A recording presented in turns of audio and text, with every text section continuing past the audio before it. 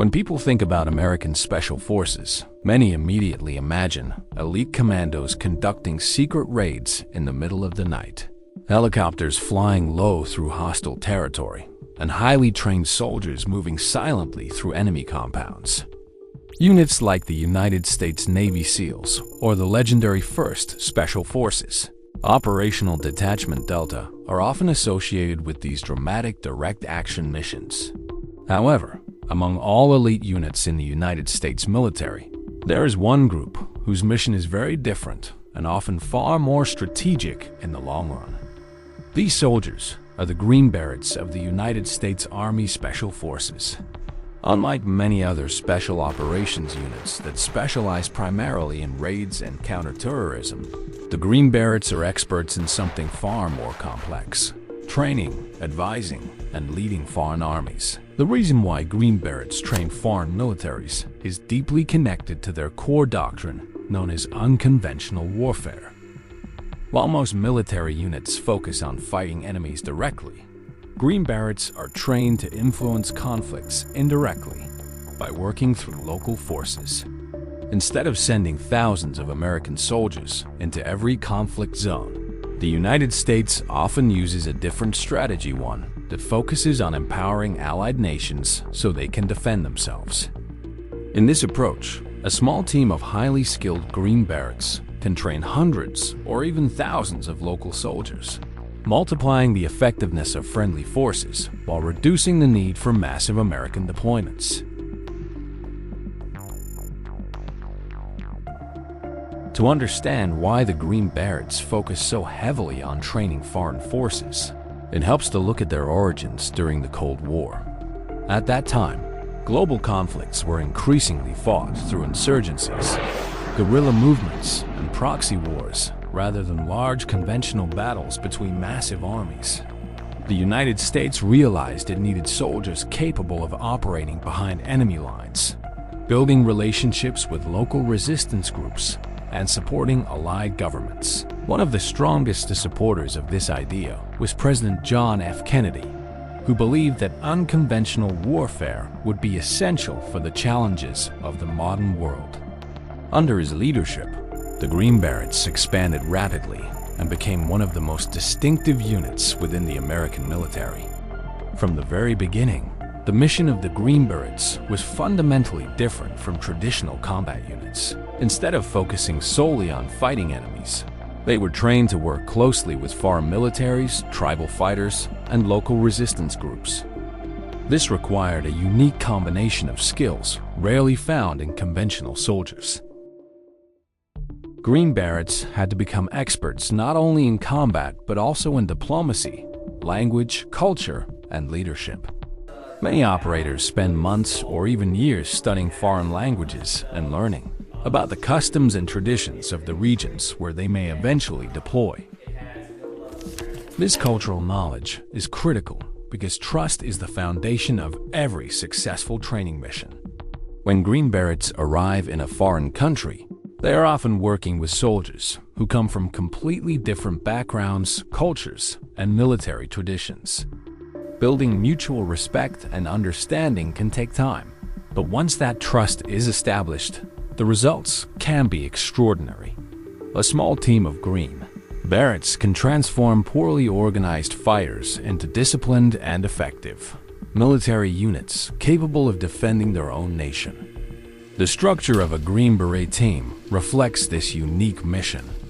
A standard operational team, known as an Operational Detachment Alpha, usually consists of just 12 soldiers. Despite their small size, each member of the team is highly specialized. Within that 12-man team, there are weapons experts, engineers, medics, communication specialists, and intelligence professionals.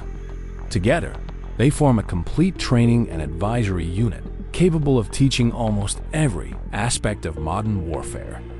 One of the most dramatic examples of this strategy took place in Afghanistan after the attacks of September 11, 2001, when the United States launched its campaign against the Taliban. The first American troops to enter the country were small teams of Green Berets working alongside Afghan resistance fighters known as the Northern Alliance. rather than deploying large conventional forces immediately. These Green Beret teams partnered with local fighters, helping them coordinate attacks and directing powerful American airstrikes against Taliban positions. The combination of local knowledge and advanced American military support proved devastatingly effective. This partnership demonstrated one of the greatest strengths of the Green Beret approach. Local fighters already understand the terrain, the culture, and the language of their homeland. When Green Berets provide them with advanced tactics, modern training, and strategic guidance, those local forces become significantly more capable. In many ways, the Green Berets act as force multipliers, dramatically increasing the effectiveness of the armies they train. Another reason why Green Berets train foreign armies is long-term stability. Winning battles is only one part of a conflict. After the fighting ends, nations must still maintain security, protect their borders, and prevent extremist groups from regaining power. By training local militaries, Green Berets help partner nations develop the capability to maintain their own security without relying on permanent foreign military presence. These training missions are not always easy. Green Berets often operate in regions where military institutions are still developing and resources may be limited. Some partner forces may lack modern equipment, standardized training systems, or professional military education. In these situations, Green Berets must adapt their teaching methods to fit the realities on the ground, focusing on practical tactics that can be sustained with available resources. The training itself covers a wide range of skills, from basic infantry tactics and marksmanship to intelligence gathering, communications, and battlefield medicine. In some cases, Green Berets also help create elite counterterrorism units within partner militaries, giving those countries the ability to respond quickly to emerging threats. Over the decades, Green Berets have trained military forces in dozens of countries across Africa, Asia, Europe, and the Middle East. These partnerships have helped strengthen allied nations and build long-term security relationships that extend far beyond a single military operation.